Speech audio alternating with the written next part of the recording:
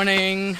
So, we're here in Lefkada after spending 2 months in Greece with friends and family, during which time I couldn't really be asked making too many videos. We decided to explore the Ionian Sea, which is the sea between Greece and Italy, and specifically the Heptanissa, which means 7 islands, the 7 major islands in that sea. We're currently in Lefkada, the only one of the 7 islands that actually has a bridge or a sea road. It's not a bridge, it's just a road on the sea. I don't know how to call it. Basically, you don't need to get on a boat to come here from the mainland. We're specifically now in Vasiliki, the southern part of Lefkada, and it's absolutely beautiful. So what we're gonna do in this video is show you our favorite beaches. Did I pronounce that correctly? Beaches, yeah. Beaches, not beaches, throughout Lefkada. And I should say, this isn't gonna be a popular opinion, but I don't like the beach. I don't like the sun getting in places. I don't like the heat. I don't like having to pay for sunbeds, pay for car park, pay like twice the amount for a coffee. So we chose the more iconic, the more graphic beaches in Lefkada, as opposed to the typical boring old mile-long stretch of sand, which I just hate. And let's go.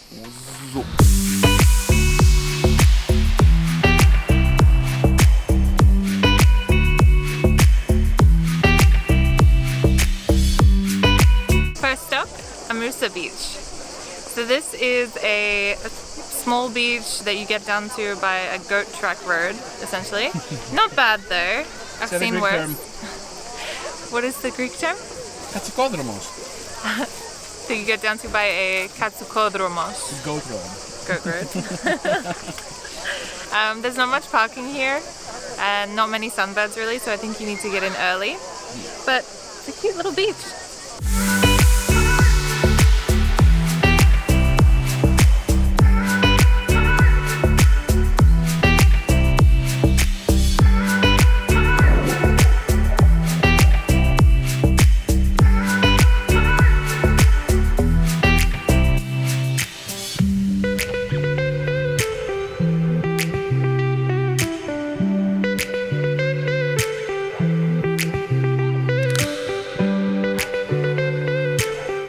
Our favorite beach in Lefkada. Welcome to the stunning Ionian Beach.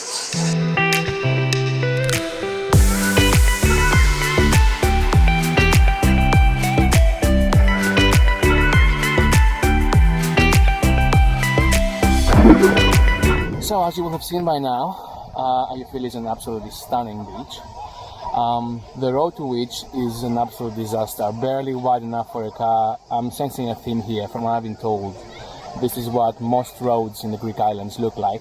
Pro tip, if you do find yourself here and you don't feel like paying between 5 to 10 euro for parking, try and park somewhere along the road, the unsealed road leading to Ionian. You'll see a lot of spots that, well, technically they won't look like you should be able to park, but you can park if you follow suit with most of the tourists here. Otherwise, feel free to come all the way down, pay the fee, grab yourself a coffee or a beer, and enjoy this gorgeous beach.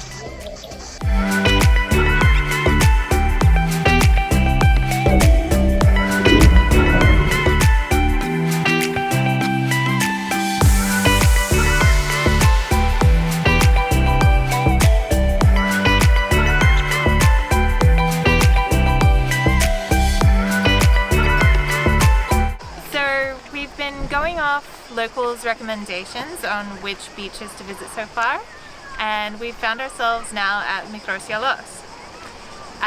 It looks organized, so beach chairs everywhere. We found parking where we are now, a few hundred meters away from the beach, for free. It doesn't look quite as beautiful as Agiofili, but it's still stunning.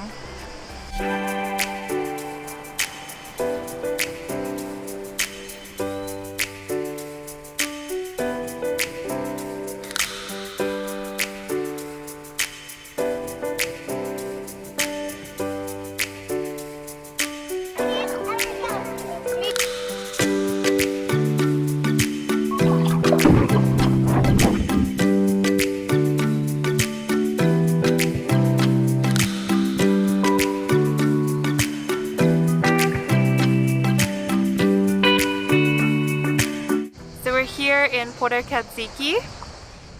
Porto Katsiki means the goat's harbor or goat's port, and it's called that apparently because back before the road was built, only the goats could get down here. It's really busy. It's one of the most popular beaches, I think one of the most popular in Greece, but definitely I think the most popular in Lefkada. The road was shit. It is essentially narrow, so narrow that only one car can fit through, but everybody's trying to force two, and because they're Greek drivers, everybody's also trying to do like 50 k's an hour. Anyway, the beach looks stunning, and it's kind of like a rave party here, very Icelandic summer feel, so I'm excited.